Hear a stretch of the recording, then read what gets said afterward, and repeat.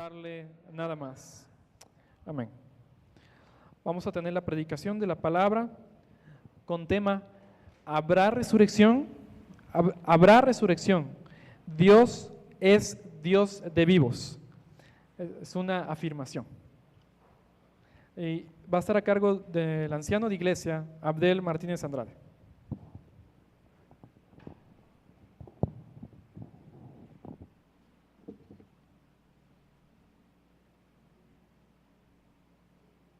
Buenas tardes, hermanos, Dios les bendiga. Gracias a Dios, nuevamente la oportunidad de compartir su palabra. Me da gusto poder verles y saludarles en esta tarde. Espero que no tengan sueño, como que a veces la comida nos cae un poco pesada y precisamente es cuando nuestro cuerpo empieza como que a necesitar un poco de sueño. Pero bueno, vamos a pedir la dirección de Dios. Antes, pues quería comentar, vamos a hablar sobre la resurrección.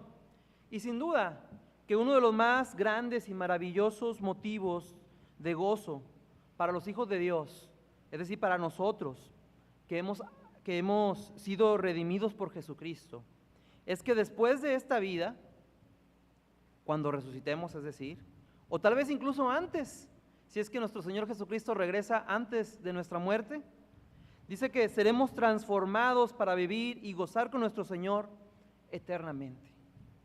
Es importante conocer, entender, pero sobre todo vivir lo que la Biblia nos enseña acerca de la resurrección y de nuestra esperanza como creyentes, ya que esta esperanza nos da certeza del futuro, seguridad de lo que hemos recibido en nuestro Señor, gozo y entusiasmo para enfrentar cualquier dificultad que esta vida pueda presentar para nosotros.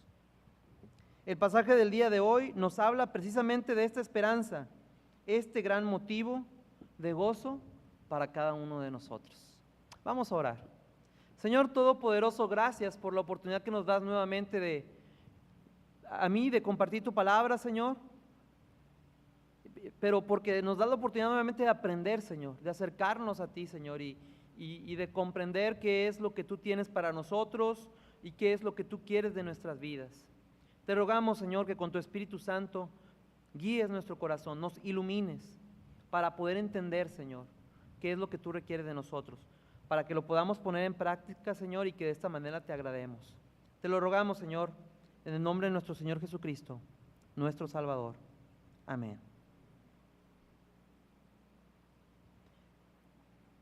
En este pasaje de la Escritura que leímos hace unos momentos, se sitúa o sucede después del encuentro y controversia de los fariseos y los herodianos. Nuestro pastor en la mañana nos compartía un poco acerca de estos grupos que se encontraban haciendo preguntas a nuestro Señor Jesucristo, tratando de hacerlo caer, tratando de hacerlo entrar en alguna controversia o en algo que pudiera ocasionarle alguna dificultad. Pero sabemos que nuestro Señor siempre respondió con sabiduría y con amor, con esa sabiduría que solamente Él tiene, pues Él es Señor sobre todas las cosas. Precisamente lo que sucede antes de este pasaje, pues es aquella pregunta acerca del tributo al César que escuchamos en esta mañana, y con una enseñanza muy importante para nuestra vida de cómo Dios nos ha hecho a su imagen. Aunque esa imagen fue deteriorada a causa del pecado, pero nuevamente Dios ha restaurado esa imagen por medio de su Hijo Jesucristo y nos ha marcado. Pero bueno, ese era el tema de la mañana. Ahora leemos una discusión que tuvo Jesús con un grupo de saduceos, que según explica las mismas escrituras, no creían en la resurrección de los muertos. Y podemos encontrar varios pasajes donde nos dice esto acerca de los saduceos, que ellos no creían en la resurrección de los muertos. Si buscamos un poco en el diccionario para entender un poco más acerca de este grupo, un grupo religioso, político religioso de la época de nuestro Señor, encontramos lo siguiente. Bueno, viene la palabra ahí en griego que no lo voy a decir porque no la sé pronunciar, pero significa que los saduceos son partidarios de la justicia. Era el significado de este grupo, así se denominaban ellos.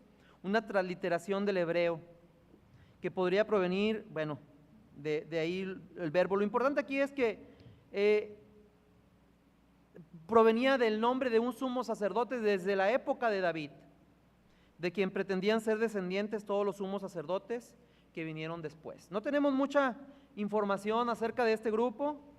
Dice que era un partido judío político religioso minoritario de los tiempos del Nuevo Testamento, que representaba a la ala rica, liberal, aristocrática y secularizada del judaísmo. Normalmente los fariseos, por ejemplo, ellos sí dejaron muchos escritos acerca de sus enseñanzas y sus doctrinas, pero los saduceos no.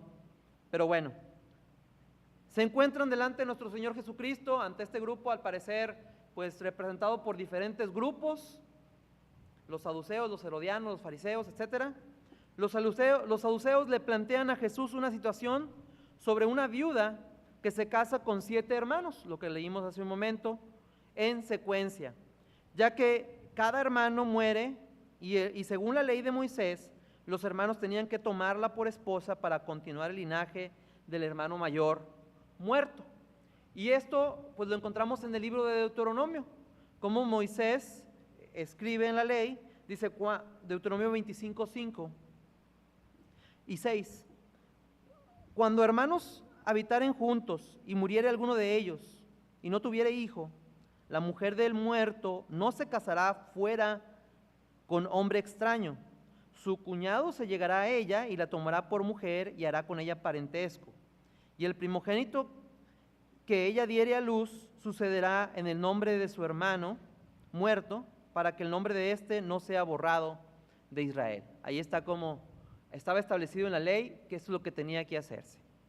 Los saduceos creen que han planteado una situación imposible de contestar para nuestro Señor Jesucristo, debido a que presumen que al resucitar la mujer sería culpable de poligamia por tener 7 esposos. Y realmente esto no es lo que les interesa. Realmente ellos no se preocupaban porque la mujer fuera a estar en esta situación, sino que lo que quieren es que ante la situación Jesús se vea acorralado sobre el asunto de la resurrección y entonces, según ellos, los saduceos, hacer ver esta doctrina como ilógica y fortalecer pues las enseñanzas que ellos tenían, las diferencias que tenían con los otros grupos religiosos de la época. Una vez más, ante el ataque de los religiosos y poderosos de la época, nuestro Señor Jesús responde y demuestra su poder y autoridad, dejando para nosotros valiosas enseñanzas. Y vamos a verlas a continuación. Primero, número 1, la respuesta inesperada. Jesús responde de la siguiente manera ante este cuestionamiento que hacen los saduceos. Nuestro Señor Jesucristo responde ahí en los versículos 34 al 36, estamos en Lucas. En Lucas 20,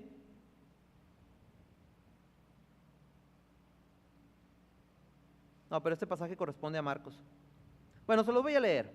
Dice, entonces respondiendo Jesús les dijo, los hijos de este siglo se casan y se dan en casamiento, mas los que fueren tenidos por dignos de alcanzar aquel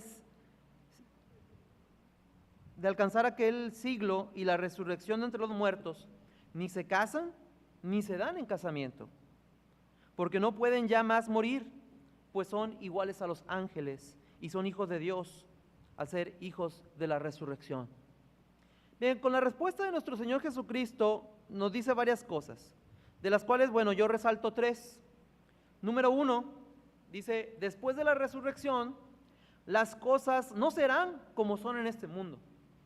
Nuestra perspectiva del mundo, nuestra forma de ver las cosas después de la resurrección cambiará. No vamos a ver las cosas igual que ahora. Será, como se dice por ahí, un cambio de paradigma. Es un cambio de ver las cosas. Tendrá que cambiar nuestra forma de ver las cosas, nuestros hábitos y costumbres ya no serán las de este mundo. Entre ellos, como dice nuestro Señor Jesucristo, la costumbre de casarnos, de darse en casamiento, Esa es una cosa. Luego dice, los que fueren tenidos por dignos de llegar a ese siglo y de resucitar para vida. La resurrección para vida no es para todos, sino para aquellos que sean tenidos por dignos. Sabemos que la única forma de ser tenidos por dignos es a través de los méritos de nuestro Salvador en la cruz del Calvario. Es decir, ninguno de nosotros podemos hacer algo para poder ser dignos de recibir ese regalo de nuestro Señor, de la resurrección. Eso tiene que quedar muy claro. Otro aspecto que yo veo en la respuesta de nuestro Señor Jesucristo es el siguiente. Con la resurrección viene también la inmortalidad, aunque no es un término que utilicemos frecuentemente, pero lo que me refiero es a que lo que quiero decir es que no podremos ya morir, y una consecuencia de esto es que también la reproducción se vuelve innecesaria y pues consecuentemente también el matrimonio ya no es necesario después de la resurrección, el matrimonio, el darse en casamiento.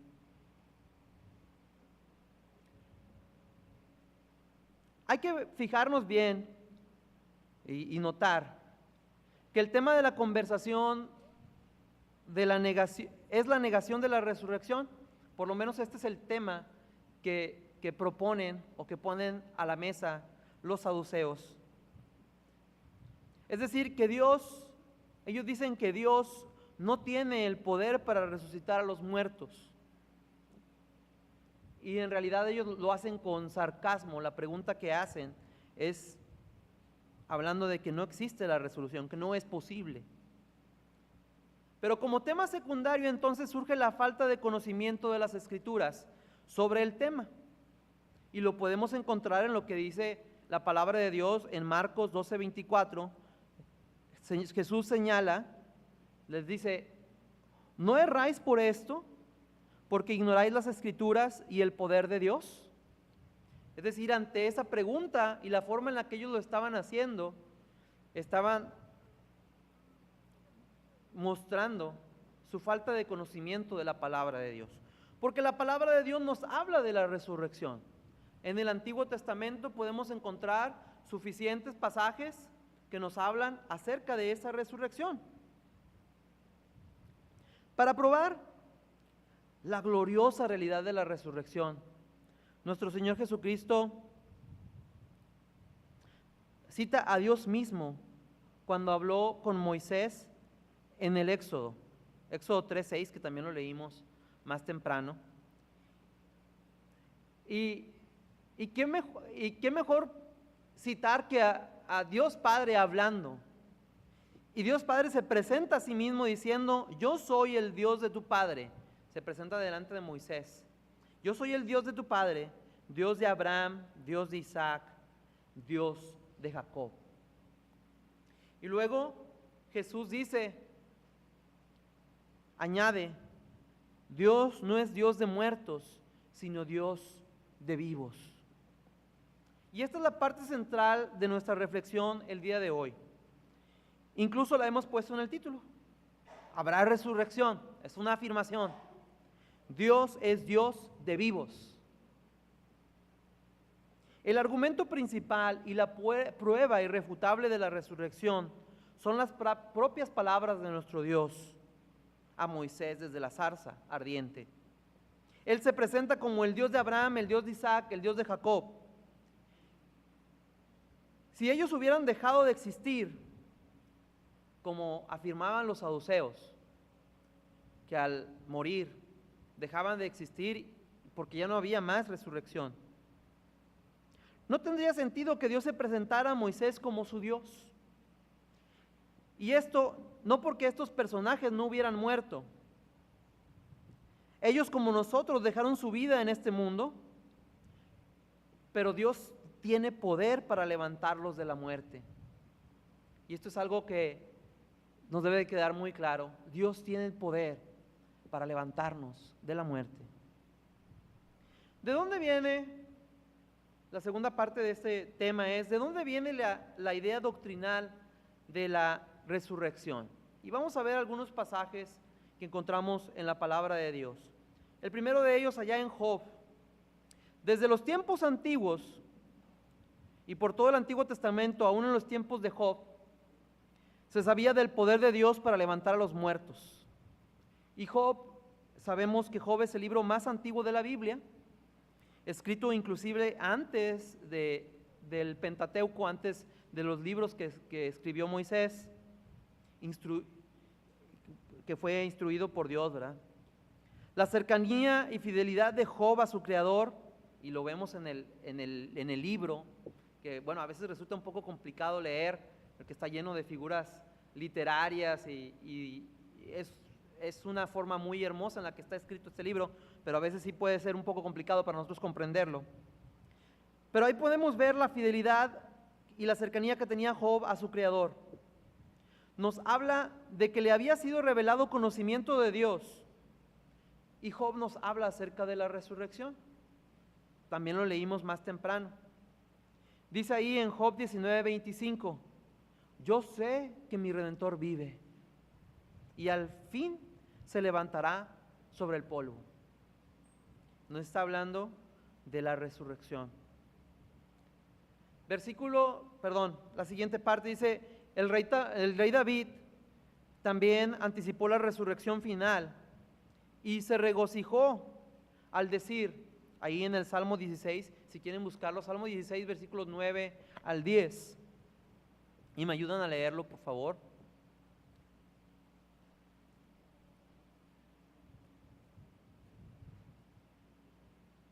Salmo 16, 9 al 10.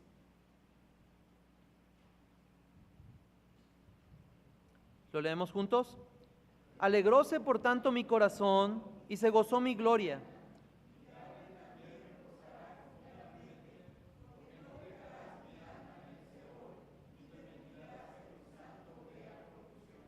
Dios reveló su palabra e inspiró a estos santos varones para escribir acerca de nuestro Señor Jesucristo, el primero en resucitar, la prueba de que un día también nosotros resucitaremos con Él. Y el salmista hace referencia a su santo, no permitirás que tu santo vea corrupción, se refiere a nuestro Señor Jesucristo, pero nosotros sabemos que juntamente con Él, nosotros también habremos de resucitar. Como más adelante veremos también, como le decía Pablo a los Corintios, porque Él resucitó, nosotros también resucitaremos con Él.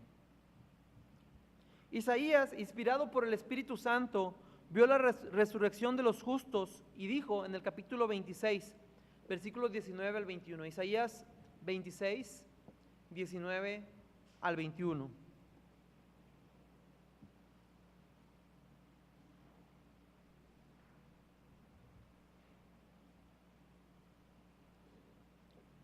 Dice, tus muertos vivirán, junto con mi cuerpo muerto resucitarán. Despertad y cantad, moradores del polvo, porque tu rocío, cual rocío de hortalizas, y la tierra echará a los muertos. Anda, pueblo mío, éntrate en tus aposentos, cierra tras ti tus puertas, escóndete un poquito, por un momento, en tanto que pasa la ira, porque aquí que Jehová sale de su lugar para visitar la maldad del morador de la tierra contra él, y la tierra descubrirá sus sangres, y no más encubrirá sus muertos.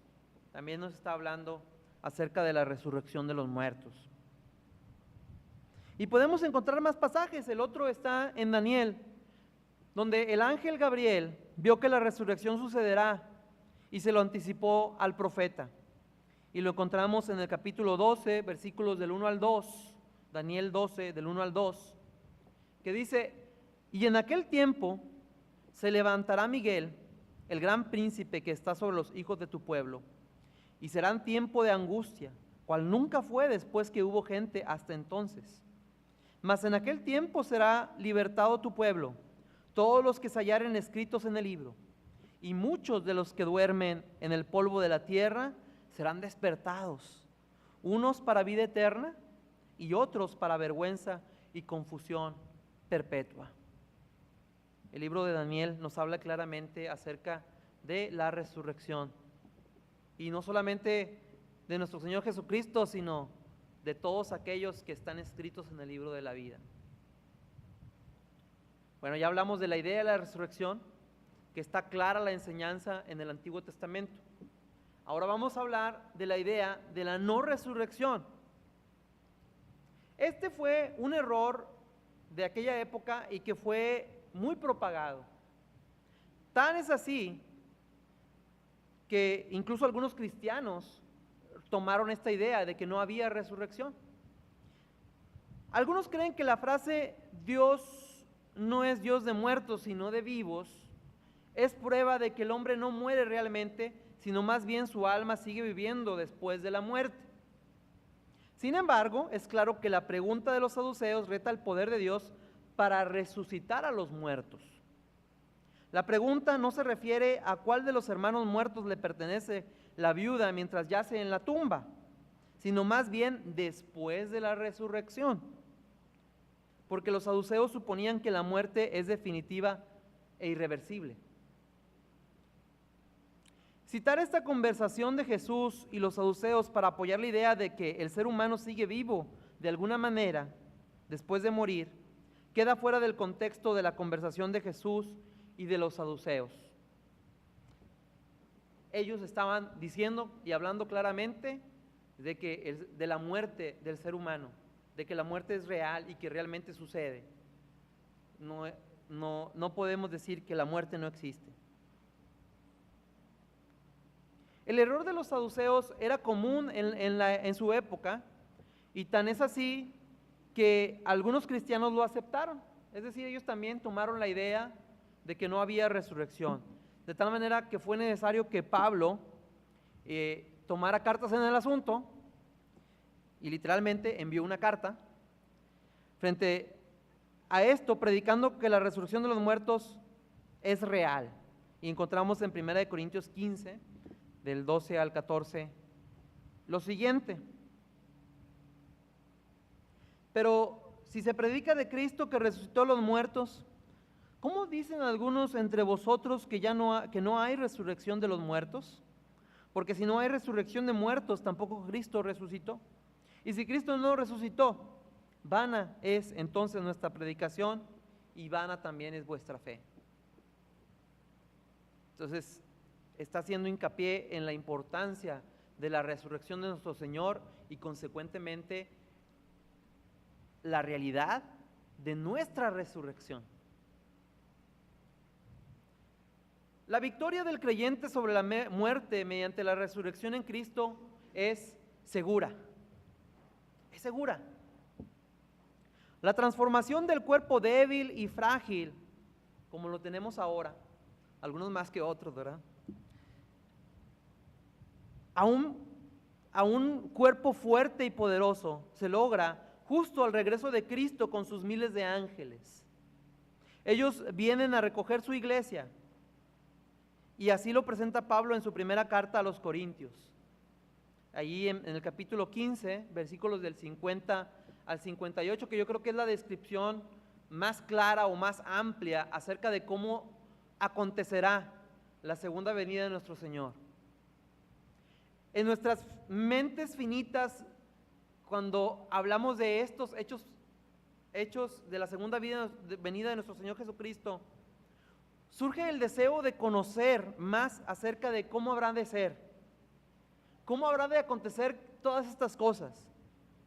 Y las palabras del apóstol Pablo son muy ilustrativas y por eso conviene leerlas con atención. Dice ahí el versículo 50 de Primera de Corintios 15: pero esto digo, hermanos, que la carne y la sangre no pueden heredar el reino de Dios, ni la corrupción heredará la incorrupción. ¿Por qué dice esto Pablo? Bueno, porque vivimos en un mundo afectado por el pecado, donde todo se corrompe, y si pensamos, todo lo que está a nuestro alrededor es finito, todo se acaba, todo se corrompe, se echa a perder. Los alimentos, los recursos que están a nuestro alrededor, incluso nuestros cuerpos se deterioran. Todo es corruptible, se acaba. Con el paso del tiempo, nuestros cuerpos dejan de funcionar y de hecho esa es la razón por la que nuestra vida termina en esta tierra. Simplemente nuestro cuerpo deja de funcionar. Lo que Dios ha preparado para nosotros es totalmente diferente. El pecado en la resurrección, después de la resurrección, el pecado no existirá más y tampoco sus consecuencias. Lo corruptible será transformado a incorruptible. Nuestros cuerpos que se deterioran y que se descomponen fácilmente serán transformados en cuerpos gloriosos, incorruptibles. Dice el versículo 41 también ahí, 1 Corintios 15, 51 dice: He aquí os digo un misterio, no todos dormiremos, pero todos seremos transformados. Y es lo que les decía yo al principio de la predicación, de que pues es uno de los más grandes gozos que podemos tener como cristianos, que un día habremos de ser transformados. Resucitaremos si es que morimos antes de la segunda venida, pero si nuestro Señor Jesucristo viene antes, seremos transformados. Dice, no todos moriremos, pero seremos transformados, porque es necesario que esto corruptible se vista de incorrupción y esto mortal se vista de inmortalidad. Y cuando esto corruptible se haya vestido de incorrupción y esto mortal se haya vestido de inmortalidad, entonces se cumplirá la palabra que está escrita: sorbida es la muerte en victoria. ¿Dónde está, oh muerte, tu aguijón? ¿Y dónde, oh sepulcro, tu victoria? Ya que el aguijón de la muerte es el pecado y el poder del pecado la ley. Mas gracias sean dadas a Dios, que nos da la victoria por medio de nuestro Señor Jesucristo. Así que, hermanos míos, amados, estad firmes y constantes, creciendo en la obra del Señor siempre, sabiendo que vuestro trabajo en el Señor no es en vano. Yo creo que Pablo tiene muy claro cuál es el propósito de este mensaje. El saber acerca de lo que habrá de acontecer a nosotros como creyentes, como cristianos, lo que viene para nosotros después de esta vida, después de la resurrección. Y que eso debe de motivarnos y debe de alentarnos para seguir adelante, para enfrentar cualquier cosa, cualquier dificultad que pueda venir a nuestra vida, con la seguridad de que la batalla ha sido ganada, de que nuestra resurrección es segura por lo que Cristo ha hecho, no por los méritos que nosotros hemos hecho, sino por los méritos de nuestro Señor Jesucristo. Pablo repite su esperanza en la resurrección al presentar el listado de los grandes héroes de la fe, y es un hermoso pasaje, Hebreos 11. Seguramente lo conocen, seguramente lo han leído y seguramente les gusta, como me gusta a mí, este pasaje. A pesar de todo lo que lograron, todos recibieron el mismo galardón. Y ese galardón, esa recompensa que recibieron estos héroes de la fe fue la vida eterna, la salvación. En la resurrección de los muertos, en la segunda venida de Cristo. Y dice, voy a leer a partir si quieren buscar Hebreos 11, versículos del 32 al 40, y sigan con su vista esta hermosa porción de la palabra. Después de citar a una buena cantidad de personajes de la Biblia que conocemos y que tantas enseñanzas nos han dado, Pablo termina con estas palabras, dice, ¿y qué más digo? Porque el tiempo me faltaría contando de Gedeón, de Barak, de Sansón, de Jefté, de David, así como de Samuel y de los profetas, que por fe conquistaron reinos, hicieron justicia, alcanzaron promesas, taparon bocas de leones, apagaron fuegos impetuosos, evitaron filo de espada, sacaron fuerzas de debilidad, se hicieron fuertes en batallas, pusieron en fuga ejércitos extranjeros. Las mujeres recibieron sus muertos mediante resurrección, mas otros fueron atormentados, no aceptando el rescate, a fin de obtener mejor resurrección. Otros experimentaron vituperios y azotes, y además de esto, prisiones y cárceles. Fueron apedreados, aserrados, puestos a prueba, muertos a filo de espada, anduvieron de acá para allá cubiertos de pieles de ovejas y de cabras, pobres, angustiados, maltratados, de los cuales el mundo no era digno, errando por los desiertos, por los montes, por las cuevas y por las cavernas de la tierra. Y todos estos, aunque alcanzaron buen testimonio mediante la fe, no recibieron lo prometido, proveyendo Dios alguna cosa mejor para nosotros, para que no fuesen ellos perfeccionados aparte de nosotros.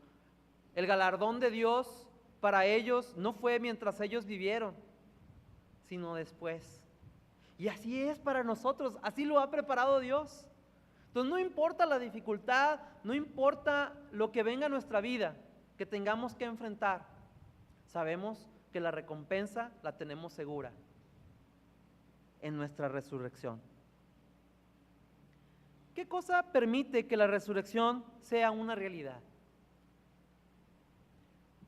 La piedra angular de nuestra resurrección es la resurrección de Cristo.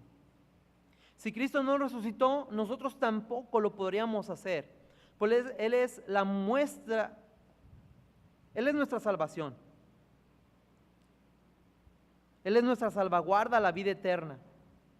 Esto ha hecho posible que los redimidos resuciten tal como Él. Por eso nuestro Señor Jesucristo podía decir lo siguiente. En Juan 11:25, Jesús dice: yo soy la resurrección y la vida. El que cree en mí, aunque esté muerto, vivirá.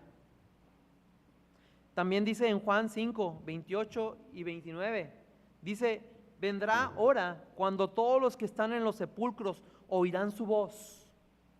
Y los que hicieron lo bueno saldrán a resurrección de vida, mas los que hicieron lo malo a resurrección de condenación. Como en la creación, allá en el Génesis, que todas las cosas y todo lo que existe existió por el poder de la palabra de nuestro Dios. Así será nuevamente. Todas las cosas fueron hechas por el sonido de su voz. Una vez más la resurrección tomará lugar ante el sonido de su voz y solo por su gran poder. Dice también que los que hayan hecho lo bueno, sabemos que la única forma de hacer lo bueno y consecuentemente calificar para resucitar para vida es que seamos transformados por nuestro Señor Jesucristo. Que Él transforme nuestro corazón y nos capacite para hacer la voluntad de Dios. A final de cuentas, la resurrección para vida que recibimos de Dios no la ganaremos con nuestras obras, sino por la sola, libre y soberana gracia de Dios. Y hablando de la resurrección, nuestro Señor Jesucristo también dice en Juan 6:44, dice que la resurrección de los muertos es un acontecimiento sin igual. Y Cristo ha dado su palabra que Él viene a resucitar a todos aquellos que el Padre ha traído a Él. Ninguno puede venir a mí si el Padre que me envió no lo trajere, y yo le resucitaré en el día postrero. Dios Padre, a través del regalo de la fe, es el que nos atrae a su Hijo, para que Él sea nuestro Salvador, ya que nosotros nos encontrábamos muertos en el pecado, y un muerto nada puede hacer por sí mismo. Concluimos ya con lo siguiente. Lucas 20, del 35 al 36, explica de forma clara la nueva naturaleza de los elegidos para la resurrección, para vida eterna. No es necesario que se casen, pues como ya no mueren, tampoco es necesario que se reproduzcan. Seremos de una naturaleza renovada, semejantes a los ángeles. Pero lo más hermoso es que mediante esta resurrección somos también confirmados como hijos de Dios por toda la eternidad. Por toda la eternidad. Claro que hay resurrección. Claro que hay resurrección. Dios es Dios de vivos. La pregunta entonces a hacernos es: ¿yo estoy vivo en Cristo ahora mismo? ¿O continuamos muertos en nuestros pecados? Si es así, si estamos vivos, que nuestra vida lo refleje. Y si no lo es, hoy mismo puede ser el día de salvación para tu vida, por medio de Cristo, quien es resurrección y vida. Oremos. Padre Celestial, gracias por la oportunidad de reflexionar una vez más en tu palabra, porque tú hablas a nuestro corazón y nos muestras cuál es tu voluntad. Gracias, Señor, porque tu palabra nos habla acerca de esta gran recompensa, de esta gran esperanza para nosotros como creyentes, que un día esto corruptible se transformará y se vestirá de incorruptible, que nuestros cuerpos serán transformados para poder gozar de ti eternamente, Señor. Gracias, Señor, por lo que has hecho en nuestras vidas. Permite, Señor, que esa vida que tú nos has dado, la podemos disfrutar, la podamos vivir desde ahora. Que el poder de tu resurrección se manifieste en nosotros desde ahora, Señor, para gloria de tu nombre.